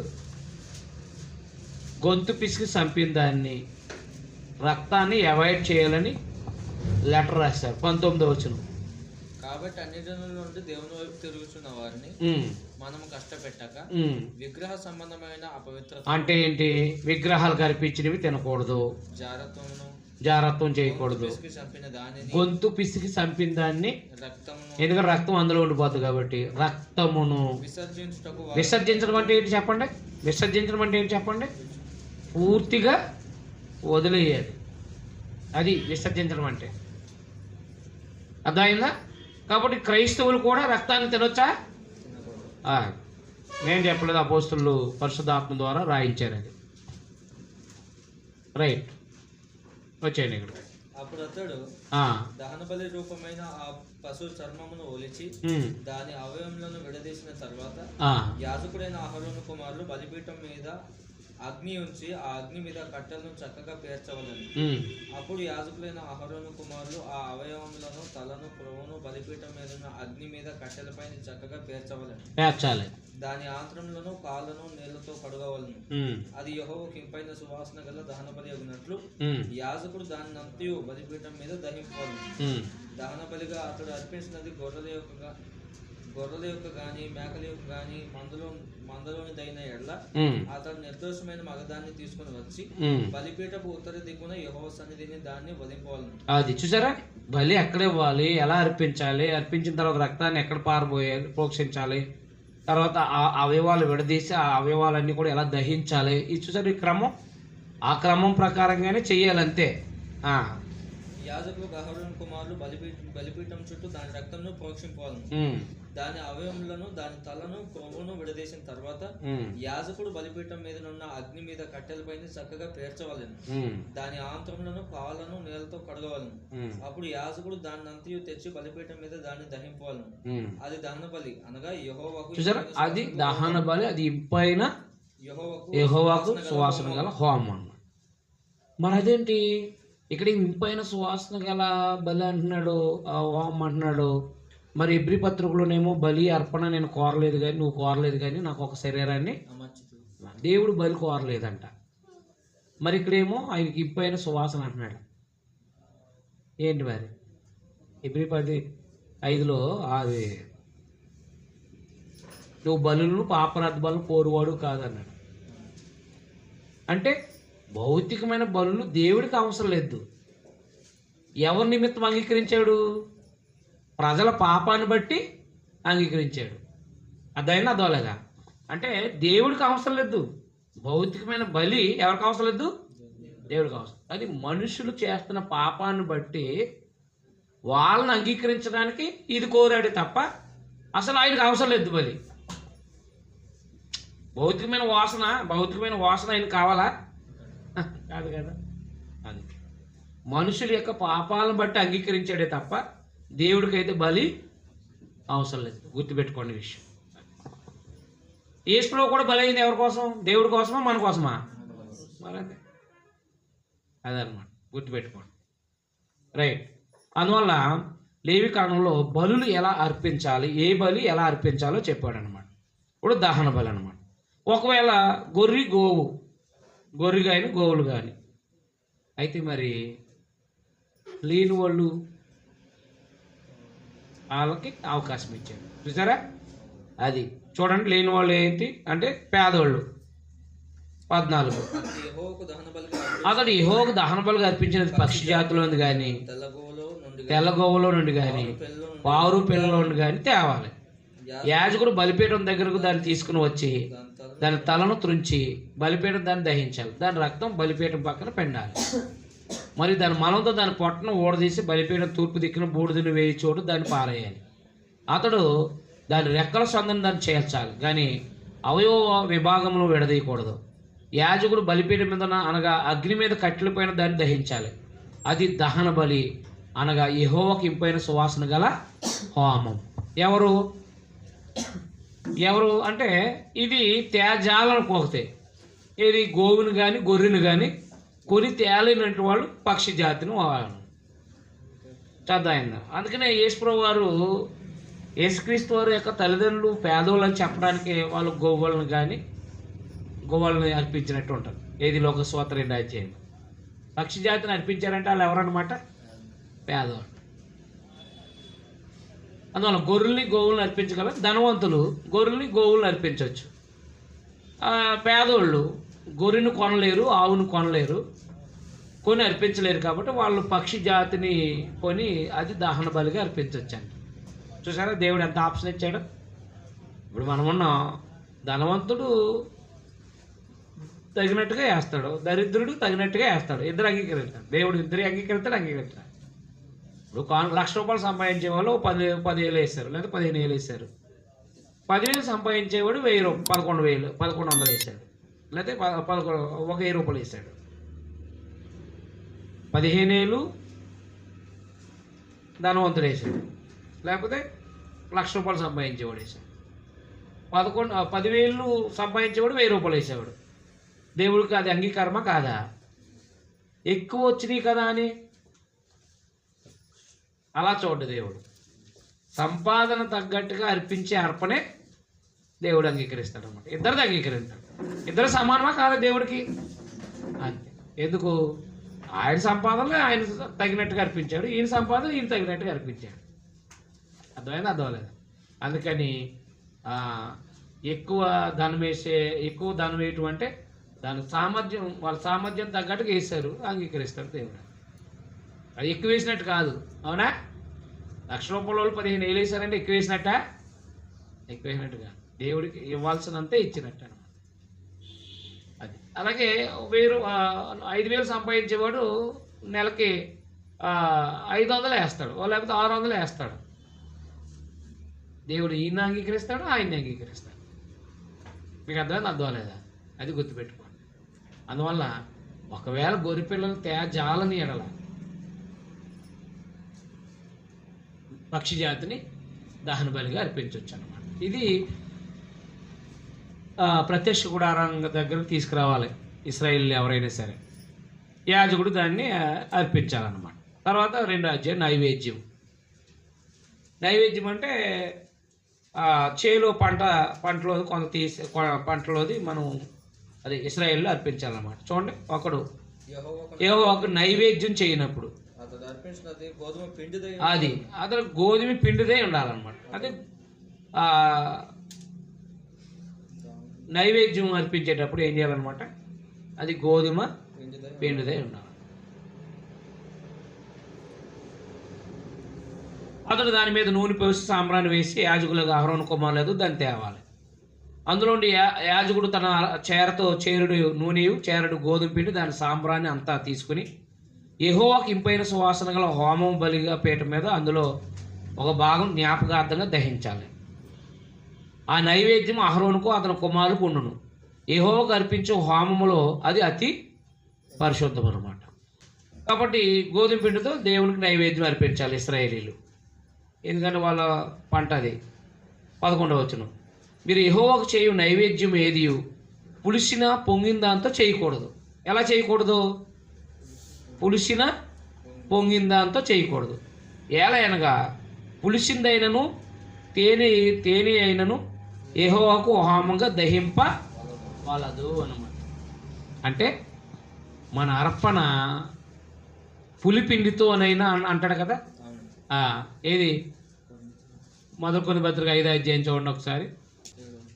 5వ అధ్యాయము 7వ వచనమా? పులిపిండి లేనంటే అర్థం ఏంటి? అపవిత్రమైన జీవితంతో దేవునికి అర్పించకూడదని అర్థమైందా? పులిపిండి లేని వాళ్ళు అంటే పులిసిపోయిన పిండి అపవిత్రమైన దానికి సంబంధించిన సూచనగా వాడాడు అక్కడ. అంటే ఒకడు తండ్రి అక్కడ జాగ్రత్తం చేశాడంట. పెళ్ళవకముందు జాగ్రత్తం చేసి ఆరాధనకు వచ్చాడంట. వాడిని ఎలేసేయండి అన్నాడండి. వాడిని ఏం చేయండి? ఎందుకంటే యవనస్తులు వివాహం చేసుకోవాలి, జాగ్రత్తం చేయకూడదు. అందువల్ల 11:7 ఏమన్నాడు? జాగ్రత్తలు జరుగుతున్నందున మీలో ప్రతి వానికి సొంత భార్య ఉండాలన్నాడు. వివాహం చేసుకోమన్నాడు. వివాహానికి ముందు అక్రమ సంబంధాలు దేవుడు అంగీకరించడు, గుర్తుపెట్టుకోండి. ఇప్పుడు జాగ్రత్తం చేశాడంటే పులిపిండి అనమాట. ఆ పులిపిండితో దేవునికి ఏం చేయకూడదు? అర్పణ అర్పించకూడదు. వాడిని ఎలేసేయమన్నాడండి. అందువల్ల మనము ఇప్పుడు ఈ భౌతికమైన నైవేద్యం అర్పించాల్సిన అవసరం లేదు. అర్థమైందా? పులిపిండి లేకుండా మనం అర్పించుకోవాలని అర్పించుకోవాలి దేవునికి. అందువల్ల 2వ అధ్యాయంలో ప్రభువు 2వ అధ్యాయంలో నైవేద్యాన్ని కూర్చిన నైవేద్యాన్ని అర్పించడం అని రాసుకోండి. గోధుమ పిండిని నైవేద్యంగా అర్పించాలి. 3వ అధ్యాయం 1వ వచనం. అతడు అర్పించినది సమాధాన బలి అయిన ఎడల. సమాధాన బలి అంటే ఏంటి? దేవునితో సమాధానంగా ఉండటానికి. అవునా? దేవునితో సమాధానంగా ఉండటానికి సమాధాన బలి అయిన ఎడల, గోవుల్లో తీసుకుని వచ్చిన ఎడల, అది కానీ ఆడుదే కానీ యెహోవా సన్నిధికి నిర్దోషమైన దాన్ని తీసుకొని రావాలి. అది ఒకవేళ దహన బలి అర్పిస్తే దహన బలి, ఒకవేళ నువ్వు సమాధాన బలి అర్పించాలంటే సమాధాన బలి ఎలా ఉండాలో చెప్పుకొచ్చాడు అనమాట. నిర్దోషమైన దాన్ని తీసుకురావాలి, తను అర్పించిన తల మీద తను చెయ్యి ఉంచి ప్రత్యక్ష గుడారం ద్వారం మీద దాన్ని వదించాలి. సేమ్ అంతే. అర్థమైందా? ఆ రోజును యెహోవాకు సమాధాన బలిగా ఒకటి దాన్ని అర్పించినది గొర్రెల మేకలో ఉంది అయిన వల్ల, అది మగదే కానీ ఆడదే కానీ నిర్దోషమైన తీసుకురావాలి. అది అర్పించు అర్పణ గొర్రెపిల్ల అయిన వల్ల యెహోవా సన్నిధాన్ని తీసుకుని రావాలి. తాను అర్పించు తల మీద తను చెయ్యి ఉంచి ప్రత్యక్ష గుడారం మీద దాన్ని వదించాలి. సేమ్ అంతే, సేమ్ అనమాట. తర్వాత 4వ అధ్యాయం 1వ వచనం. మరియు మోషేకి ఇలాగ సెలవిచ్చాను, నీవు ఇశ్రాయేలుతో ఇట్లాను, యెహోవా ఆజ్ఞలలో దేని విషయమైనను ఎవరైనా పొరపాటున చేయరాని కార్యం చేసి, అంటే ధర్మశాస్త్రాన్ని మీరితే పాపి అయిన ఎల్ల, ఎట్లనగా ప్రజల అపరాధులన్నట్లు అభిషక్తులైన యాజకుడు పాపం చేసిన ఎల్ల, తాను చేసిన పాపమునకే నిర్దోషమైన కోడిదోడిని యెహోవాకు పాపరాధ బలిగా అర్పించాలి. అది పాపం చేశారనుకోండి, ఎవరైనా ఏం చేయాలా? బలి అర్పించాలంట. కాబట్టి పాపరాధ బలి అన్నమాట ఇది. ఒకవేళ చూడండి, అక్కడ సమాజం పాపం చేసింది అనుకోండి, యాజకుడు పాపం చేస్తే అతడు కూడా ప్రత్యక్ష గుడారం ద్వారం యొక్క సన్నిధికి తీసుకుని వచ్చి కోడి తల మీద చెయ్యి ఉంచి యెహోవా సన్నిధిని వధించాలి. తర్వాత 13, ఇశ్రాయేలు సమాజం అంతా పొరపాటును ఏ తప్పిదమైన చేసి యెహోవా ఆజ్ఞలలో దేన్నైనా మీరు చేయలేని పని చేసి అపరాధులైన వారు ఆ ఆజ్ఞకు విరోధంగా చేసిన పాపానికి తమకు తెలియబడినప్పుడు సంఘము పాపరాధ బలిగా కోడిదోడను అర్పించి ప్రత్యక్ష గుడారం యొక్క ద్వారాన్ని దాన్ని తీసుకురావాలి. సమాజం యొక్క పెద్దలు యెహోవా సన్నిధిని ఆ కోడిదోడ మీద తమ చేతులు ఉంచిన తర్వాత యెహోవా సన్నిధిని ఆ కోడిదోడను వధించాలి. అర్థమైందా? తర్వాత 22వ వచనం. అధికారి అంటే రాజు కానీ ఎవరన్నా అధికారి పొరపాటును పాపం చేసి తన దేవుడిని యెహోవా ఆజ్ఞలన్నింటిలో దేన్నైనా మీరు చేయలేని పనులు చేసి అపరాధి అయిన ఎల్ల, అతడు ఏ పాపం చేసి పాపేనో అది తనకు తెలియబడిన ఎల్ల, అతడు నిర్దోషమైన మగపిల్లలను అర్పణగా తీసుకుని వచ్చి ఆ మేకపిల్ల తల మీద చెయ్యి ఉంచి దహన బలిగా పశువు వధించే చోట యెహోవా అనేది దాన్ని వధించాలన్నమాట. అర్థమైందా? 27వ వచనంలో, ఆ దేశస్తుల్లో ఎవడైనా పొరపాటును పాపం చేసి చేయలేని పనుల విషయంలో యెహోవా ఆజ్ఞలు దేన్నైనా మీరు అపరాధి అయిన ఎల్ల, అతను కూడా అలాగే చేయాలి. 32వ వచనం. నేను చెప్పాను, వచనాలు అండర్లైన్ చేసుకోండి, మీకు అవగాహన అవుద్ది. ఎవడైనా పాపపరార్థ బలిగా అర్పించుటకు గొర్రెను తీసుకొచ్చిన ఎల్ల నిర్దోషమైన దాన్ని తీసుకుని వచ్చి పాపరార్థ బలిగా ఆ పశువు తల మీద చెయ్యించి దహన బలిగా పశువులు వధించే చోటును పాపరార్థ బలిగా దాన్ని వధించాలన్నమాట. అయితే మన కోసం ఎవరు అర్పించబడ్డారు? పాపం కోసం ఎవరు? యేసుప్రభు వారు అనమాట. మన పాప క్షమాపణ కొరకు యేసుప్రభు బలి అయ్యారు. తన దేవునికి అర్పణగా బలిగా అర్పించుకున్నారు అన్నమాట. అది 2 కొరింథీ పత్రిక 5:17లోను, అలాగే మనకి ఎబ్రీ పత్రిక 9వ అధ్యాయంలోను 14-15 వచ్చులో మన అందరి కోసం మన పాప క్షమాపణ నిమిత్తం ఆయన బలిగా అయ్యాడు. కాబట్టి మనం బలాల్సిన అవసరం, మనం భౌతికమైన బలి అక్కర్లేదు. మనం పాపం చేసినప్పుడు పాప క్షమాపణ. అయితే బాప్తిసం పొందిన తర్వాత కూడా తెలియక తప్పు చేస్తాం కదా. బాప్తిసం పొందిన తర్వాత కూడా తెలియక తప్పు చేస్తాం కదా. అప్పుడు ప్రధాన యాజకుడిగా, అంటే ప్రధాన యాజకుడిని యేసుప్రభు ద్వారా దేవుడికి చెప్పుకుంటాం. అది కూడా పాప క్షమాపణ ఏర్పడింది. 1 యోహాను పత్రిక 2వ అధ్యాయం 1-2 వచనాలు చదవండి. తెలియక తప్పు చేసాము, తప్పు తెలిసింది మనకి. తప్పు తెలిసినప్పుడు ఎలాగా క్షమాపణ వస్తుందో చెప్తున్నాడు అక్కడ. మేము ఆయన వలన విని మీకు ప్రకటించు వర్తమానం ఏమనగా, దేవుడు వెలుగై ఉన్నాడు, ఆయన యందు చీకటి ఎంత మాత్రమును లేదు. ఆయనతో కూడా సహవాసము గలవారమని చెప్పుకొని చీకటిలో నడిచిన ఎడల మనం అబద్ధమాడుచు సత్యమును జరిగింపకుందుము. అయితే ఆయన వెలుగులోనున్న ప్రకారము మనమును వెలుగులో నడిచిన ఎడల.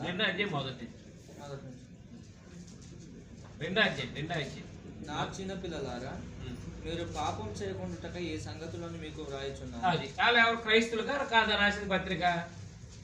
క్రైస్తవులకి. క్రైస్తవులు ఏం చేయకూడదంట? ఏం చేయకూడదంట? పాపం చేయకుండా ఉండడానికి ఈ సంగతులు నీకు రాస్తున్నాను. ఒకవేళ పాపం చేస్తే మరి ఒకవేళ పాపం చేశారనుకోండి, ఒకవేళ పాపం చేస్తే జాగ్రత్త పెట్టుకోండి, చదవండి. ఎవడైనా పాపం చేసిన ఎడల అంటే ఎవరు? క్రైస్తవుడి గురించి మాట్లాడేది. నీతిమంతుడైన ఎవరైనా ఒకవేళ తెలియక తప్పు చేశాడంటే, నీతిమంతుడైన యేసుక్రీస్తు అను ఉత్తరవాది, నీతిమంతుడైన ఉత్తరవాది యేసుక్రీస్తు మన తండ్రి దగ్గర మనకున్నాడు. అంటే నాయన నేను తెలియక తప్పు చేశానంటే ఇప్పుడు ఆయన ప్రధాన యాజకుడిగా మన పాపాలను పరిహరిస్తాడు. నాయన ఇదిగో తెలియక తప్పు చేశాడు, ఇదిగో నా రక్తము అని చెప్పేసి ప్రభువు చెప్పడం ద్వారా తెలియక తప్పు చేసే వాళ్ళు క్షమించబడతారు. అదే బుద్ధిపూర్వకమైన పాపం, మరణకరం కాని పాపం, మరణకరమైన పాపం. మొదటి పత్రికలు చెప్పాడు కదా ఈ విషయాలు. మరణకరం కాని పాపం అంటే తెలియక తప్పు చేయటం, మరణకరమైన పాపం అంటే బుద్ధిపూర్వకంగా పాపం చేయటం. ఎబ్రి 10:25 కదా, 26 క్షమించి.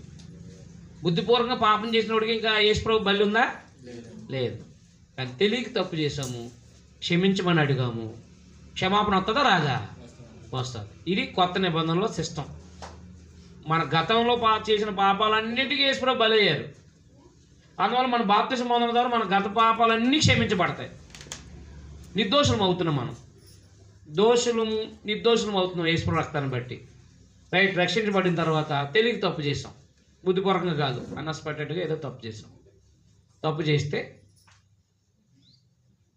మనం దేవునికి క్షమాపణ అడిగినప్పుడు యేసుక్రీస్తు వారు మన తండ్రి దగ్గర ఉన్నారు కదా, తెలియక తప్పు చేశాను ఆయన క్షమించమని అడుగుతాడనమాట. ఇది ప్రధాన యాజకత్వం ద్వారా జరిగే కార్యక్రమం. మీకు అర్థమైనా అర్థమలేదా? అదనమాట. అందుకని మరి ఇప్పుడు తెలియక తప్పు చేసాం, ఆరాధన చేయాలి దేవునికి. ఆదివారం ఆరాధనకి వెళ్ళే ముందు మనం తెలియక తప్పు చేసాం, నాయన తప్పు అయిపోయింది క్షమించండి అన్నాం, క్షమించబడతాం. అప్పుడు మళ్ళీ నిర్దోషులం అవుతాం, ఆరాధనలో పాలుభాసులు అవుతుంది అన్నమాట. అది ఈ క్రమం అనేది క్రైస్తవ జీవితంలో జరుగుతూ ఉండాలన్నమాట. అందువల్ల ఈ సమాజంలో, ఇశ్రాయేల్ సమాజంలో ఎవరైనా యాజకుడు తప్పు చేస్తే ఆజ్ఞ మీరితే పాప పరిహార నిమిత్తం అతను కూడా బలి అర్పించాలి. ఒకవేళ సమాజం తప్పు చేసిందంటే సమాజం అర్పించాలి పెద్దలు వచ్చి. లేదు ఒక అధికారి అంటే ఒక రాజు కానీ ఒక అధికారి కానీ పాపం చేస్తే అతను కూడా బలి అర్పించాలి.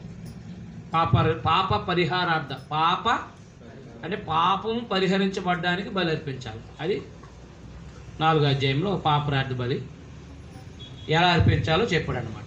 ఎందుకు అంటే ఆజ్ఞ మీరినప్పుడు పాపం చేసినవాడు, ఆజ్ఞ అతిక్రమే పాపం కదా. ఒకవేళ ఆజ్ఞ అతిక్రమిస్తే ఆ పాపానికి ఎలా పరిహరించవాలంటే అతడు యాజకుడైనా సామాన్యుడైనా ఇశ్రాయేలు ఎవరైనా పాపం పరిహరించబడ్డానికి అతను పాపరార్థ బలి తీసుకురావాలన్నమాట. 5వ అధ్యాయం అపరాధ పరిహారార్థ బలి. ఒక రొట్టె పెట్టుకున్నవాడు తను చూసిన దాన్ని కూర్చు కానీ తనకు తెలిసిన దాన్ని కూర్చు సాక్షి అయ్యండి, దాన్ని తెలియక పాపం చేసిన ఎల్ల తన దోషశిక్ష భరించను. మరియు ఒకడు అపవిత్రమైన వస్తువును ముట్టిన ఎల్ల, అది అపవిత్ర మృగ కళేబరమే కానీ అపవిత్ర కళేబరమే కానీ అపవిత్రమైన ప్రాకృతి జంతువు కళేబరమే కానీ అది అపవిత్రమైన తెలియకపోయినను అతడు అపవిత్రుడై అపరాధి అగును. మనుషులకు తగులు అపవిత్రతతో ఏదైనా ఒకరికి తెలియకుండా అంటినే ఎల్ల, అనగా ఒకరికి అపవిత్రత కలిగిన ఎల్ల ఆ సంగతి తెలిసిన తర్వాత వాడు అపరాధి అగును. అర్థమైందా? ఈ అపరాధి అయితే అతడు ఏం చేయాలి? 5వ వచనం, కాబట్టి అతడు వాటిలో ఏ విషయమైనా అపరాధి ఎగినప్పుడు ఆ విషయమందే తాను చేసిన పాపమును ఒప్పుకొని తాను చేసిన పాప విషయమై యెహోవా సన్నిధిని మందలో ఉండి అతడు ఆ గొర్రెపిల్లని కానీ ఆడు మేకపిల్లని కానీ పాపరార్థ బలిగా అర్పించాలి. అతనికి పాప క్షమాపణ కలిగినట్లు యాజకుడు అతని నిమిత్తం ప్రాయశ్చిత్తం చేయను అన్నమాట. ఇది యాజకత్వంలో జరిగేది మనకి కొత్త నిబంధనలో. ఇటు యాజకుడు ఏం చేయాలన్నమాట, యాజకుడు అతని నిమిత్తం ప్రాయశ్చిత్తం చేస్తాడు. అప్పుడు చెప్పాడు చూడండి, అతడు గొర్రె పిల్లను తేజాలని ఎడల అతడు పాపేగనలు తను చేసిన అపరాధం విషయమే 2 తెల్ల గోవుల్ని కానీ 2 పావురు పిల్లని కానీ పాపరార్థ బలిగా ఒకదాన్ని దహన బలిగా ఒకదాన్ని యెహోవా అనేది తీసుకురావాలి. అది గొర్రె పిల్లలు తయారు చేయకపోతే అనమాట.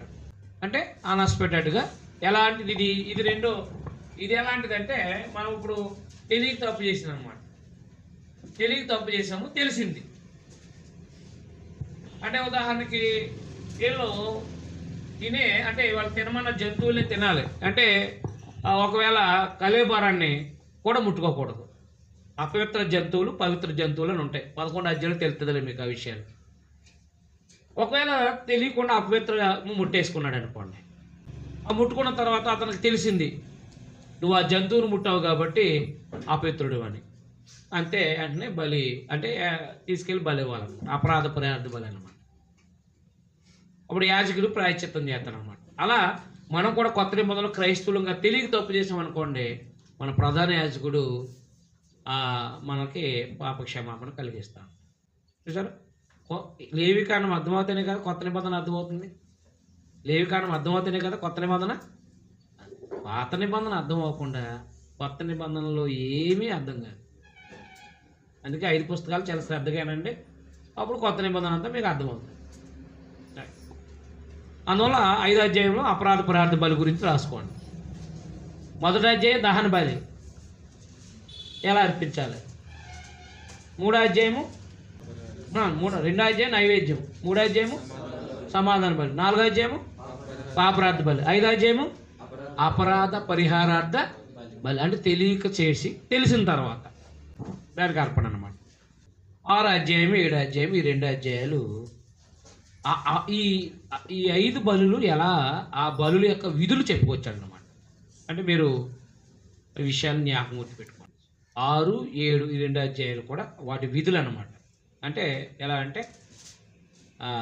ఉదాహరణకి 8వ వచనం చూడండి.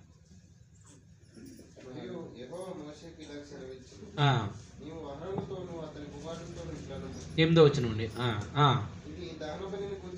అది అండర్లైన్ చేయండి. ఇది దహన బలి గూర్చిన విధి. అక్కడ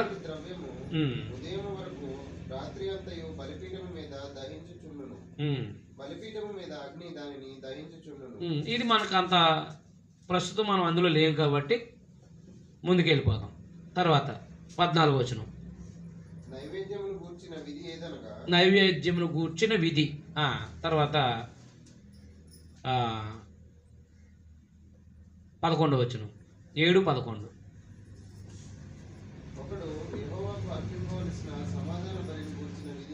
అది సమాధాన బలి గూర్చిన విధి. 7వ అధ్యాయం 1వ వచనం కూడా అపరాధ. తర్వాత డైరెక్ట్ 37వ వచనంకి వచ్చేయండి. 37వ వచనము అంతా అండర్లైన్ చేయండి. 37, 38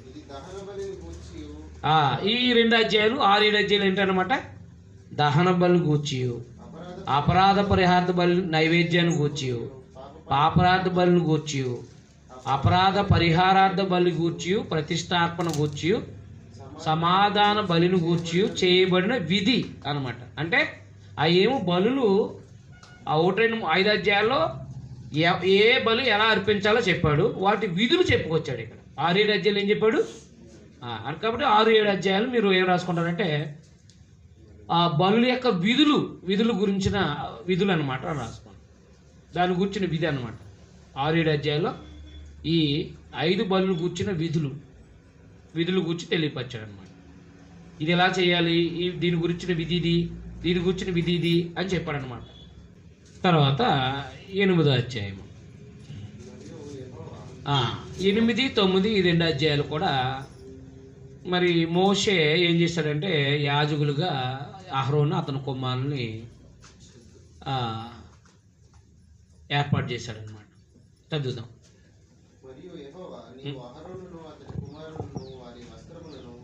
అభిషేక తైలమును పాప పరిహారార్థ బలి రూపమైన కోడెను 2 పొట్టేళ్లను గంపెడ పొంగని భక్ష్యములను తీసుకొని ప్రత్యక్షపు గుడారం యొక్క ద్వారం వద్దకు సమకూర్చమనగా యెహోవా మోషేకు ఆజ్ఞాపించినట్లు అతడు చేసెను. సమాజము ప్రత్యక్ష గుడారం యొక్క ద్వారము నొద్దకు కూడి రాగా మోషే సమాజముతో చేయవలెనని యెహోవా ఆజ్ఞాపించిన కార్యము ఇదే అనెను. అప్పుడు మోషే అహరోనును అతని కుమారులను దగ్గరికి తీసుకుని వచ్చి నీళ్లతో వారికి స్నానం చేయించెను. అంటే ఇప్పుడు ఏం చేస్తున్నాడు? వాళ్ళని అది అభిషేకిస్తున్నాడు అనమాట. ఎందుకు? మోషే అహరోన్ని అతని కుమారులు తీసుకొచ్చి స్నానం చేపిస్తున్నాడు కదా. ఎందుకు అంటే ఈ ప్రత్యక్ష గుడారంలో సేవ ఎవరు చేయాలి? దేవుడు ఎవరిని ఎన్నుకున్నాడు? అహరోన్ని. అహరోను ప్రధాన యాజకుడు, కొడుకులేమో సామాన్య యాజకులు. అంటే వారి యొక్క అహరోను కుటుంబీకులు మాత్రమే ప్రధాన యాజకులుగా ఉండాలన్నమాట. అది దేవుడు ఎన్నుకున్నాడు. మనందరూ తెలుసు. అది మనం నిర్గమాకాండ 28వ అధ్యాయం చదివినప్పుడు చెప్పాను మీకు. దేవుడు అహరోన్ని ప్రధాన యాజకుడిగా ఎన్నుకున్నాడు. వాళ్ళ కుటుంబీకులే యాజకత్వం చేయాలని. మిగతా లేవీలందరూ కూడా సేవ చేయాలి. ఏది ఈ బలి అర్పించినప్పుడు మిగతా పనులన్నీ చేయాలన్నమాట. బూడి తట్టుకెళ్ళిపోవడం, అది ఇది ఇలా చేయడం అనమాట. కాబట్టి దేవుని పిల్లలుగా ఇప్పుడు ప్రత్యక్ష గుడారం ఏర్పాటు చేసింది. ప్రత్యక్ష గుడారంలో ఏమేమి బలు అర్పించాలో చెప్పాడు. అయితే బలులు విధులు వాటిని చెప్పుకొచ్చాడు. అయితే ఆ కార్యాలన్నీ ఎవరు చేయాలి? ఇప్పుడు ప్రధాన యాజకుడు చేయాలి, యాజకులు చేయాలి. అందుకని ఇప్పుడు ప్రత్యక్ష గుడారంలో సేవ చేయడానికి దేవుడు మోషే ద్వారా వారిని ప్రతిష్ఠిస్తున్నాడు అనమాట. ఎవరిని? అహరోన్ని, వాళ్ళ పిల్లల్ని, వాళ్ళ కుమారులు అనమాట. 4 పిల్లలు కదా వాళ్ళ పిల్లల్ని. తర్వాత అతడు అతని చొక్కాయిని తొడిగి అతనికి దట్టిని కట్టి నిలువటంగిని ఎపోదును వేసి ఎపోదు యొక్క విచిత్రమైన నడికట్టును అతనికి కట్టి దాని వలన అతనికి ఎపోదును బిగించి అతనికి పతకము వేసి ఆ పతకములో ఊరిము తుమ్మీమను వాటిని ఉంచి అతని తల మీద పాగాను పెట్టి ఆ పాగా మీద అతని నొసట పరిశుద్ధ కిరీటముగా బంగారు రేకును కట్టెను. ఇట్లు యెహోవా మోషేకు ఆజ్ఞాపించెను. మరియు మోషే అభిషేక తైలమును తీసుకొని మందిరమును దానిలో ఉన్న సమస్తమును అభిషేకించి వాటిని ప్రతిష్ఠించెను. అది అండర్లైన్ చేసుకోండి. 10వ వచనం అండర్లైన్ చేసుకోండి, సరిపోద్ది. అహరోను అతని కుమారులను మోషే అభిషేకించుట అని రాసుకోండి. ప్రత్యక్ష గుడారంలో సేవ చేయుటకు